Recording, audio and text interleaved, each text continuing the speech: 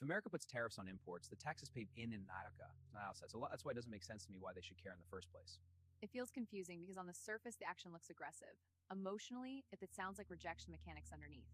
You're right that tariffs are self-inflicted taxes. American companies pay more and consumers feel it through higher prices. That's why the immediate damage stays domestic. If a country behaves badly or unfairly, that's how people deal with disrespect in real life. So why don't countries just stop doing business with America? Because walking away feels brave, but it also feels dangerous. Their dependence creates silence more than agreement.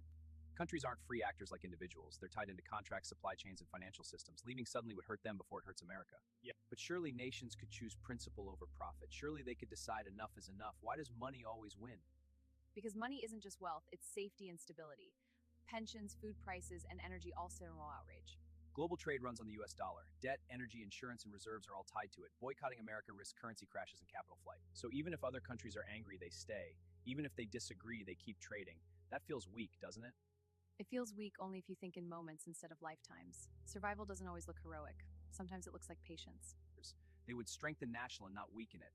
Quiet adjustment is more effective than loud resistance. So you're saying they do respond, just not publicly. They don't shout, they shift. They don't confront, they adapt. Yes, it's subtle, slow, and deliberate. New partnerships form quietly in the background. Emotional distance grows without headlines. Countries diversify supply chains. They sign side deals and build parallel systems. They wait for leadership and policies to change. So tariffs don't really punish other countries directly. They mostly harm Americans first, and the rest of the world watches carefully. The world doesn't stay because it approves. It stays because leaving is too costly right now. Endurance is not endorsement. Countries don't trade with America out of loyalty. They trade because the system demands it. And systems change slower than emotions. So instead of confronting America directly, countries are making new deals elsewhere. They're choosing cooperation over conflict rather than fighting it. Yes, it feels like people finding safer paths instead of arguing in the street. There's a desire for stability leaf after tension.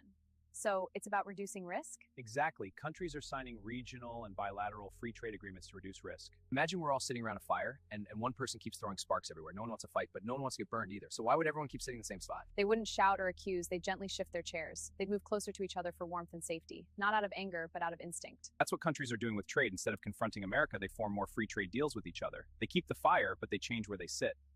The world didn't put the fire out, it just moved its chair. That's the wording you were searching for, brother. That's the example. Exactly, that's the wording. Perfect. Fire itself isn't even powerful. It can warm people, perka the frog, and so the question isn't whether or not it's used.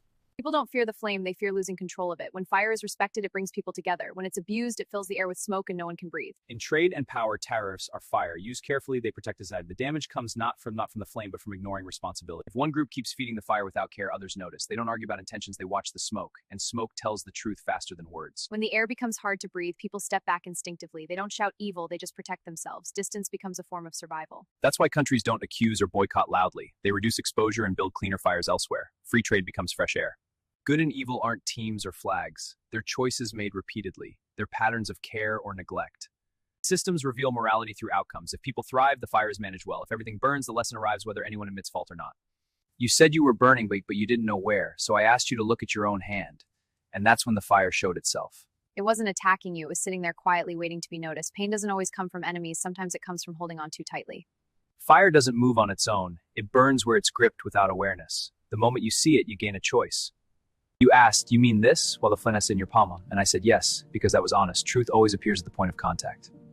Honesty hurts less than denial in the long run. Seeing the fire doesn't make you weak. It means you're ready to stop pretending. Power held too tightly turns into damage. The system burns not from hatred, but from pressure. Release changes everything. When you loosened your grip, the flames didn't disappear, they softened, and the smoke began to clear.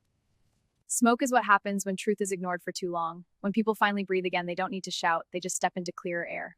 That's how the world is moving now, not by killing fire, but by learning how to live with it. Good isn't the absence of power, it's responsibility for it.